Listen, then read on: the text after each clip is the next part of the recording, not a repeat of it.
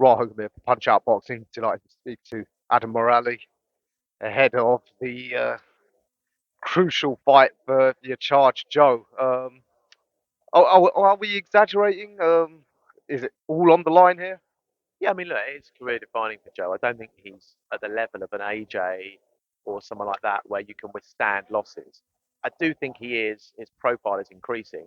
And it's not like if he loses this, he's never going to box again, right? But if he loses this, the way to a world title is difficult, if not impossible.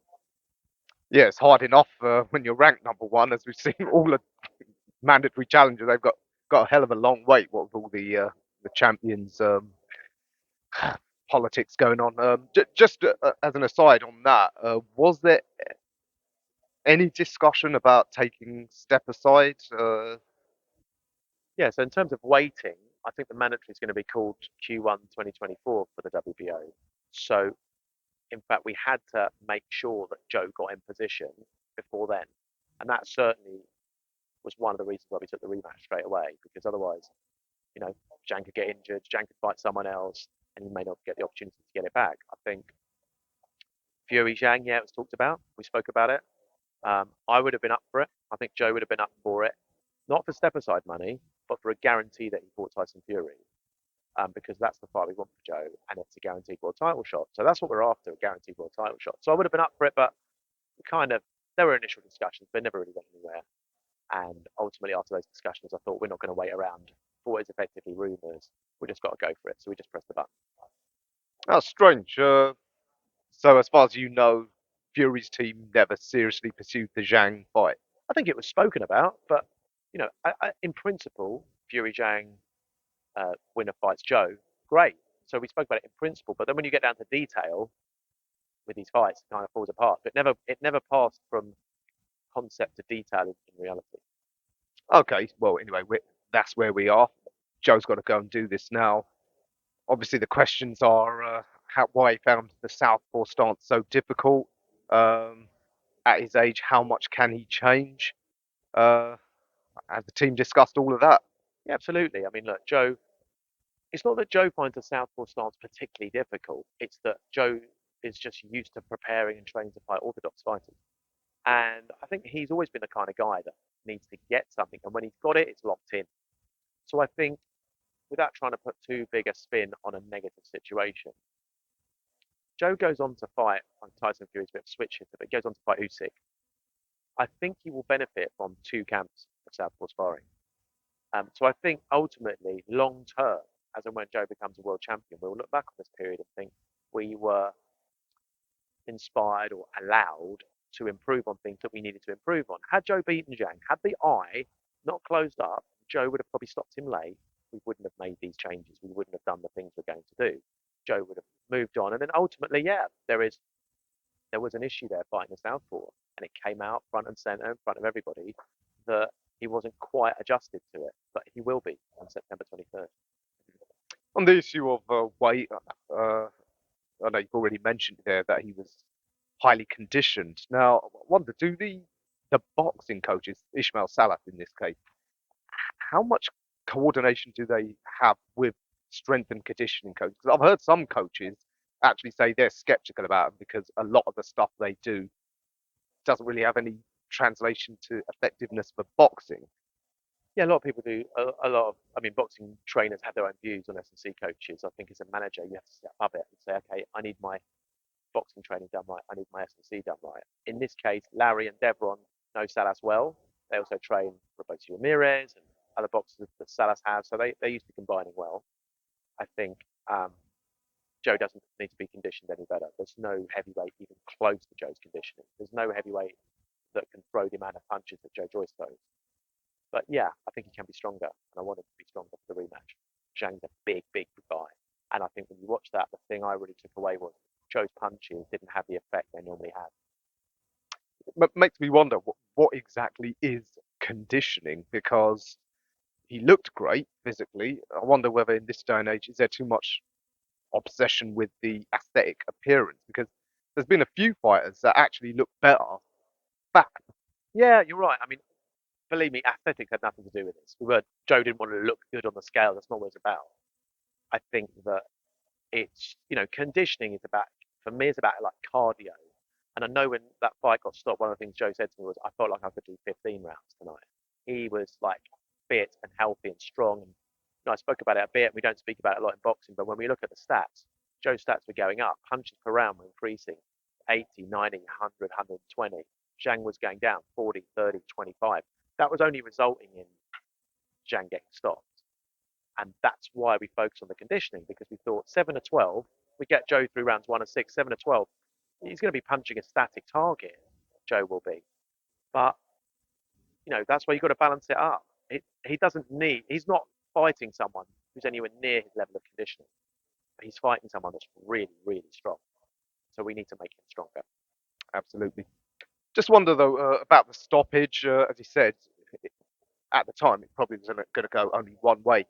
Do you wish Joe and maybe the corner were more aggressive in pushing back against the referee and the ringside doctor maybe about the stoppage? Or it's difficult. I think at those times when fights are stopped, it is the referee's decision solely. I think they don't really listen to the corner that much. I mean, corners can be shouting at them, they tell them to be quiet.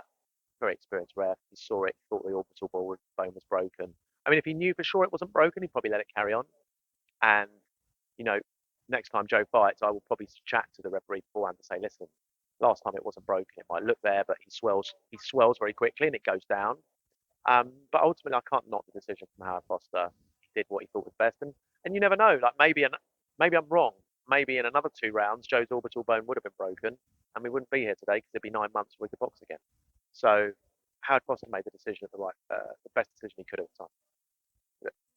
We've seen a few of these sort of stoppages. I remember back in the day, certainly a lot of American referees or the ringside doctor will give a warning to the corner, like, I need to see something in the next round or so. Would you prefer referees do that so they know, okay, let me really step on the gas now so they know I'm well and truly in this fight? Yeah, look, I mean, I think what annoys people sometimes about boxing is the inconsistency and the fact that you may have one ref one week he does something and another ref. I mean, if you look at, for example, Otto Wallin, Tyson Fury, and look at that cut, um, and that fight wasn't stopped, and then compare it to Joe's fight, I think that fight probably should have been stopped. It wasn't stopped because referees kind of feel the pressure, don't they? They think, am I going to remove someone's world titles on the basis of a cut? So it's very, very difficult, very challenging for referees, and I wouldn't want to be in their position. But the lack of consistency is what sometimes get. But I'm not knocking that decision. It was a fair decision. When these fights are made, do you as management in the negotiations, do you actually get to negotiate who the referee or Not judges at are? all. Officials are appointed by the board.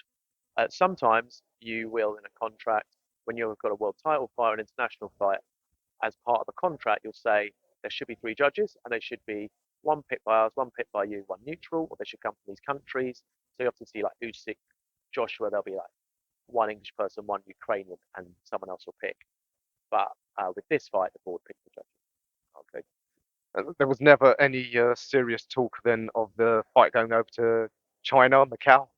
I don't think it got past again. It didn't get past that concept stage. 14 million people watched it allegedly. Apparently, it was on sale on TikTok, buy for a quid.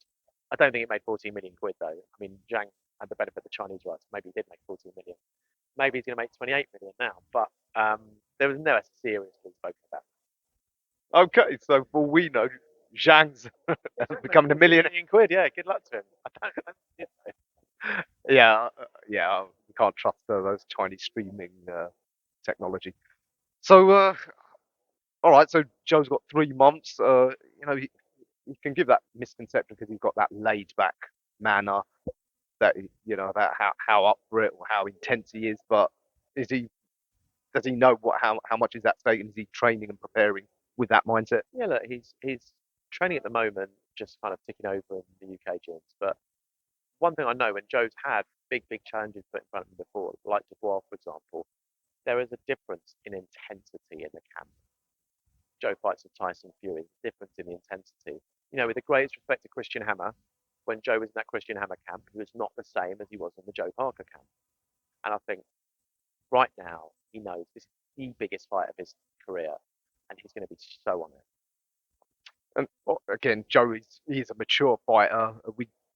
There was never any discussion or thoughts that, oh, do I need to change my training team? Because the first time a fighter loses, often the coach is the first casualty. I mean, look, Joe's had a number of trainers. He's had Abel Sanchez. He's had some of the greats, Adam Booth. He's had, and he's not afraid. And as a management team, we're not afraid to move on if we don't think it's right. But Ismail Salas is, to my mind, the best coach in world boxing. And not just that, he has a connection with Joe where Joe listens to him and understands him and respects him. So yeah, it wasn't a great fight. Not happy with it, the first fight, but definitely not changing. Oh, fantastic. I'm going to just ask you about some of the other fighters in your considerable stable. Johnny Fisher, Franco Ignatius winning on him on Twitter. Apparently, well, mildly by boxing standards, but yeah, apparently there was talk of a Southern Area title fight. Do you know anything about that? Can you I tell us want that there. I want that next for Johnny. I want him to fight for the Southern Area title. Whoever he's got to fight, that's the fight I want. any any particular names in mind? I've heard the name Harry Armstrong mentioned, um, but whoever's out there, Johnny is at that time now. I think Eddie Hearn said it was the end of the beginning for Johnny, and I fully agree with that. Johnny should be fighting for titles now. I think it's hard for even us as managers to know what Johnny's level is. He fought Salas in his last fight, and the fight was over very, very quickly, 2 minutes, 1 round. And people are like, "Oh, that's really... Salas is no slouch. He's got a good win against Nkosi Solomon in the Golden Gloves winner. Um, but Johnny's just a level above him.